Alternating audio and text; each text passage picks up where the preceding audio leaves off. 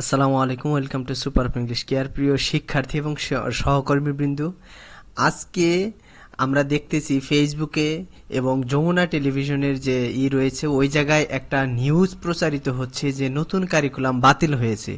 আসলে নতুন কারিকুলাম বাতিল হয়েছে কিনা এইটা সংক্রান্ত আসলে মূল তথ্য আমরা পাবো কোথায়? যে এনসিটিভির যে ওয়েবসাইট রয়েছে সেই ওয়েবসাইটে তারা একটা বিজ্ঞপ্তি দিয়েছে যে এই বিভ্রান্তিটা দূর করার জন্য। এই জায়গায় আপনারা দেখতে পাচ্ছেন যে আমার একটা নোটিশ এই জায়গায় রয়েছে, জাতীয় শিক্ষাক্রম এবং পাঠ্যপুস্তক বোর্ড মতিঝিল, এটা বুঝতেই পারতেছেন। আর প্রেস বিজ্ঞপ্তিতে কি বলেছে, আর এটা কিন্তু আজকের বিজ্ঞপ্তি, এই জায়গায় বলা হয়েছে, প্রেস বিজ্ঞপ্তি বলা হয়েছে নতুন শিক্ষা কারিকুলাম স্থগিত করেছে জাতীয় শিক্ষাক্রম এবং পাঠ্যপুস্তক বোর্ড এনসিটিভি মর্মে একটি সংবাদ বিভিন্ন সংবাদ মাধ্যমে প্রিন্ট ও ইলেকট্রনিক্স প্রকাশিত হচ্ছে যা সত্য নয়।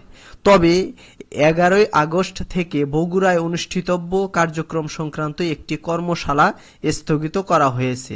আর এই নিউজটা প্রথমে আমি বিশ্বাস করি নাই যে স্থগিত হয়েছে, অর্থাৎ নতুন কারিকুলাম স্থগিত হয়েছে। তারপরে যমুনা টেলিভিশনে দেখলাম আরও তারা বলতেছে যে শিক্ষক প্রশিক্ষণ, তারপরে বলেছে যে গবেষণা, তারপরে অন্যান্য কিছু স্থগিত করা হয়েছে। এখন এই একটা কর্মশালা স্থগিত করা মানে কিন্তু যে এই নতুন কারিকুলাম বাতিল করা বা স্থগিত করা এইটা নয়।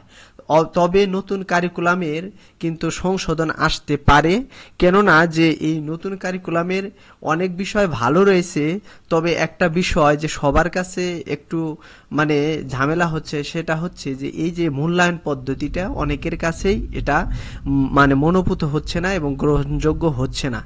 এই কারণে এটা হয়তো সংশোধিত হতে পারে। আর একটা কারিকুলাম প্রণয়ন এবং বাস্তবায়ন কিন্তু একটা বিশাল একটা কর্মযোগ্য, সেই কারণে যে হঠাৎ করে একটা কারিকুলাম এটা করতে পারবে না, চাইলেও কেউ পারবে না। তবে আগামী বছর থেকে হয়তো কোনো সংশোধনী আসতে পারে।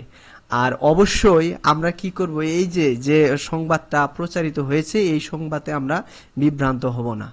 আর এর পরবর্তীতে আমি এই কারিকুলামের কি ভালো দিক রয়েছে অথবা কি পরিবর্তন করা যেতে পারে, করলে ভালো হতে পারে, এটা নিয়ে সংক্রান্ত একটা ভিডিও করতে পারি। আজকের মতো এখানে শেষ করতেছি। আসসালামু আলাইকুম।